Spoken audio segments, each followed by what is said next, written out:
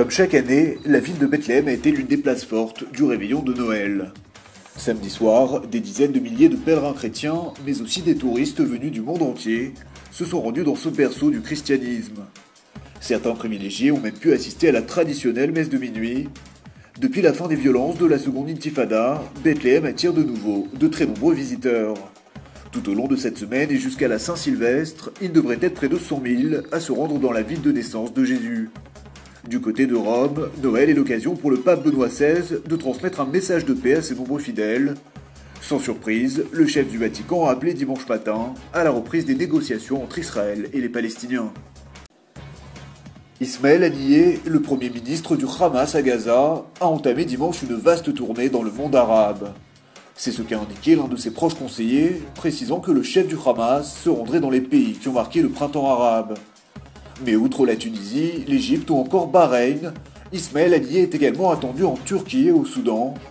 Cette tournée, la première depuis le coup de force du Hamas en 2007, sera essentiellement axée sur le volet économique. La reconstruction de Gaza, la poursuite des investissements étrangers ou encore la lutte contre le chômage seront les grands dossiers abordés par Ismaël Haniyeh. Sa visite intervient sur fond de tractation avec son rival du Fatah. Un accord final de réconciliation interpalestinien pourrait être officialisé dans les tout prochains jours. Des chercheurs israéliens ont annoncé avoir développé une nouvelle technique de lutte contre le cancer. Leur traitement consiste à faire exploser les tumeurs cancéreuses afin de réduire le risque de récidive. Les professeurs Yona Keisari et Yitzhak Elson de l'université de Tel Aviv sont sur le point d'entamer des essais cliniques d'un implant radioactif. Grand comme une aiguille, il émet des rayons alpha de courte portée à l'intérieur même de la tumeur. À la différence de la radiothérapie qui bombarde le corps de rayons gamma de l'extérieur, les particules circulent cette fois à l'intérieur de la tumeur, se propagent et finissent par se désintégrer. Selon un communiqué de l'université, non seulement la destruction des cellules cancéreuses est plus certaine, mais dans la majorité des cas, le corps développe une immunité contre le retour de la tumeur. 1 milliard de mètres cubes, c'est la quantité d'eau qu'Israël s'est engagé à utiliser pour nettoyer le Jourdain. Cette rivière, qui longe la Jordanie jusqu'en Syrie, a vu son réservoir d'eau douce quasiment disparaître au fil des années. Conséquence, le Jourdain ne contiendrait plus aujourd'hui que des eaux usées, quasi inutilisables pour la population. L'année dernière, Israël a entamé la construction d'un complexe pour traiter l'eau usée à des fins agricoles, mais le projet, outre son coût exorbitant, menaçait d'assécher complètement le Jourdain et a été abandonné par les autorités. Dans un communiqué, le ministre de l'Environnement Gilad Erdan a promis qu'à partir de 2013, il ferait remplacer les eaux usées par de l'eau potable. Son espoir, affirme-t-il, est qu'un tel travail permette au fleuve de ressusciter.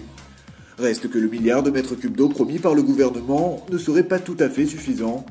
Cette quantité ne correspondrait qu'au 10e de ce qui est nécessaire pour restaurer pleinement le Jourdain. Selon le quotidien Yediot Aharonot, les dirigeants d'eBay, le plus grand site de vente sur Internet, seront bientôt en visite en Israël. Ils étudieraient notamment la possibilité de lancer une version en hébreu de leur plateforme. L'entreprise américaine convoiterait également 4 nouveaux étages dans la tour Electra de Tel Aviv. C'est là que sa filiale israélienne PayPal dispose déjà de bureaux d'affaires. Toujours est-il que la nouvelle surface ferait plus de 5000 m². Selon certaines sources, il se pourrait qu'eBay envisage la création d'un nouveau centre en Israël. La société enregistre chaque année un bénéfice de 8 milliards de dollars. Patrick Bruel est attendu en Israël dans les prochaines heures. Le chanteur et artiste, qui compte 20 ans de succès au cinéma et sur scène, doit se produire ce mardi et mercredi à Tel Aviv. Un passage de 4 jours qui vient quasiment clôturer sa dernière tournée acoustique. Chouchou du public français, Patrick Bruel l'est visiblement aussi du public israélien. Voici ce que ses fans lui ont réservé. À Tel Aviv que ça se passe, on dit qu'il resterait peu de place.